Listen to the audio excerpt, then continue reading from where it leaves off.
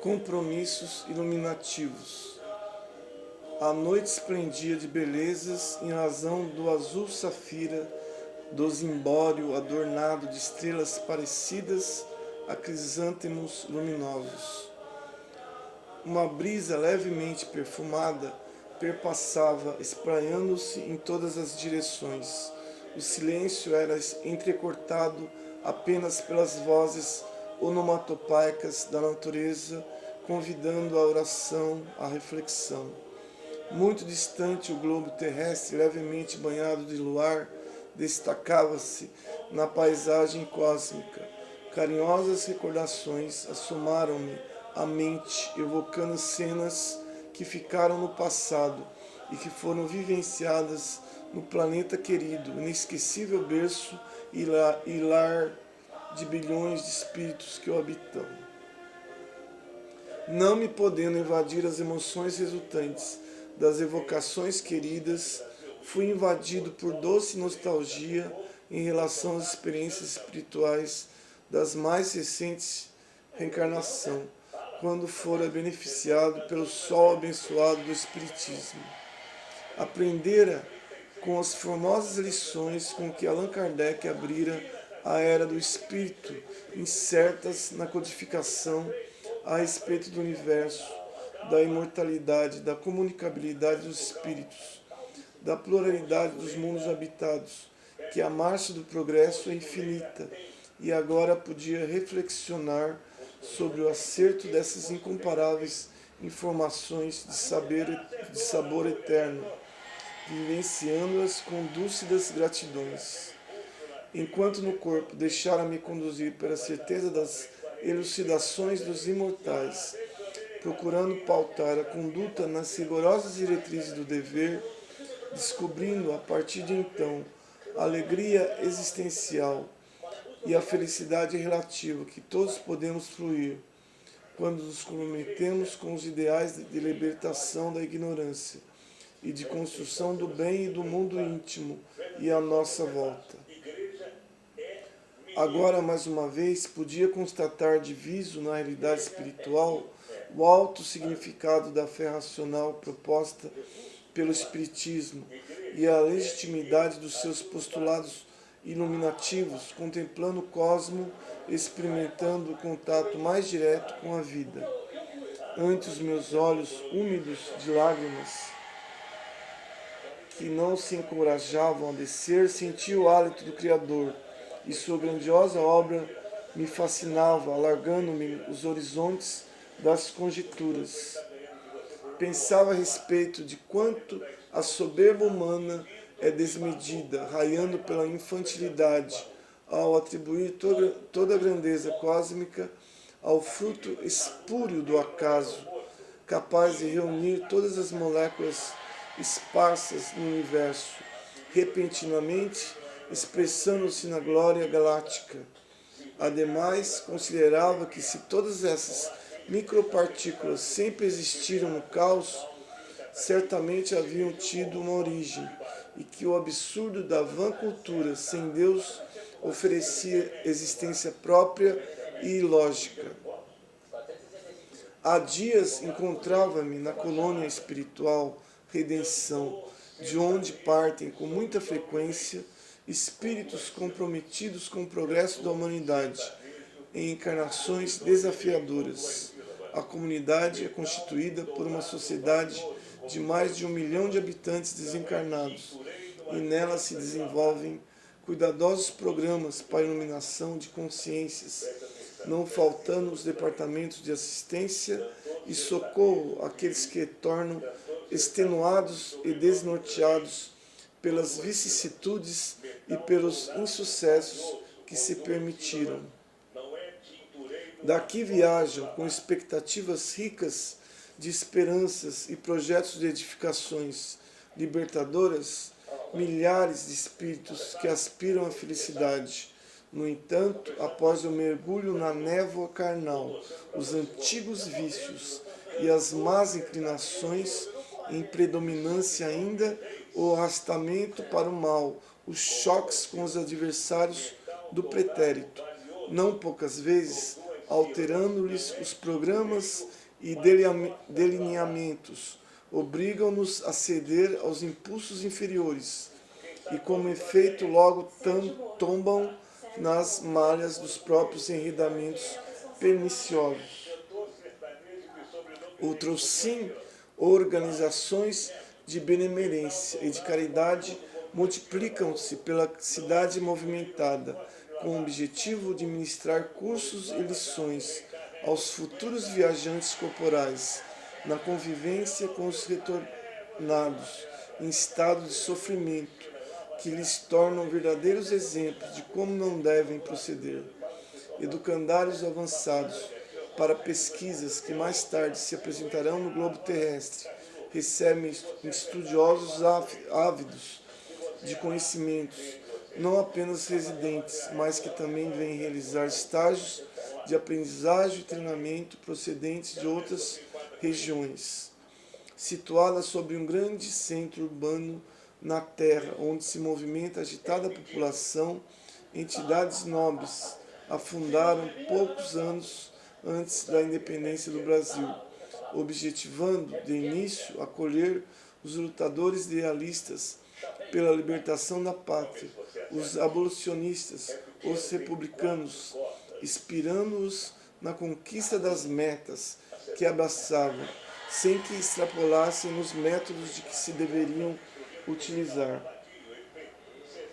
Em consequência, graças à abnegação dos seus fundadores, entre os quais destacou-se a futura abadesa Joana Angélica de Jesus, que também seria mártir das lutas fratricidas durante a independência do Brasil na Bahia, desenvolvera-se com o apoio de iluminados heróis da fé e da caridade, que rumaram para a terra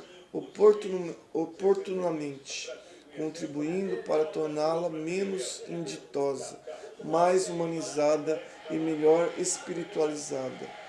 Entre os seus programas de libertação de consciências e de autoiluminação, teve primazia o labor de unificar os religiosos de diversas tendências e escolas de fé que morejavam no plano físico, de forma que os seus escravos, que traziam os seus cultos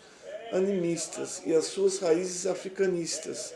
pudessem contribuir em benefício das propostas cristãs e doutrinárias outras que vieram da Europa civilizada. Certamente, disputas religiosas haviam instalado, muitas vezes gerando conflitos lamentáveis e até sangrentos, decorrência natural da intolerância dos indivíduos, desde quando todas as religiões preconizam o amor e a fraternidade, o entendimento entre as criaturas e o avanço na direção de Deus. Infelizmente, ainda proliferam preconceitos, intransigência religiosa e o fanatismo entre as criaturas, que preferem a distância do seu próximo à amizade geradora de simpatia e de cordialidade, que promovem a fraternidade e estabelecem o bom entendimento. Constituem, porém, exceções que o tempo diluirá com a sua contribuição de eternidade, efeito próprio do processo de evolução dos espíritos. Por essa razão, antropólogos, psicólogos e teólogos se reuniam no departamento dedicado a religiões para estudar os melhores métodos de integração dos diferentes fiéis com as suas convicções na sociedade dominante, evitando-se choques e distúrbios infelizes naqueles turbulentos dias do passado. Ademais, no século XIX, enquanto se aguardava o surgimento do Espiritismo, cuja mensagem deveria criar raízes no Brasil, estudou-se longamente na comunidade qual seria a maneira mais eficaz de implantá-lo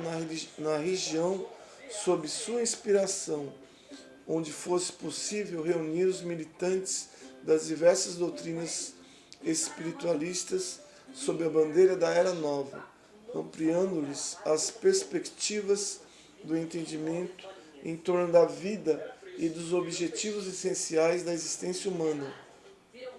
em sua inexorável marcha para Deus. Realmente, os resultados não podiam ser melhores, porquanto nós próprios, que militáramos no movimento espírita nos anos praticamente ainda considerados como de pioneirismo, embora as dificuldades compreensíveis, não enfrentamos embates perversos, ficando as dissidências mais nos conteúdos teóricos e nas discussões filosóficas do que mesmo nas perseguições insanas e destruidoras, embora surgissem vez que outra, promovidos por fanáticos e desorientados emocionais. Recordara-me de como facilmente se integravam africanistas, católicos, esoteristas e outros que já possuíam tradição mediúnica em razão dos fenômenos observados entre as multidões no movimento espírita, a fim de adquirirem os conhecimentos lógicos que o Espiritismo a todos nos oferece, para serem equacionadas as interrogações que pairavam nas mentes inquietas. Estudiosos de outras doutrinas igualmente se interessavam por tomar conhecimento com o Consolador, aceitando-lhes os paradigmas com tranquila compreensão da sua legitimidade e incorporando-os às suas convicções espiritualistas. Graças a essas providências, surgiu um caldo de cultura religiosa especial, no qual seus membros se tratavam e ainda se relacionam com respeito e simpatia, nutrindo especial fraternidade e consideração. Espíritos nobres que vieram dessa colônia renasceram nessas plagas vinculados ao espiritismo,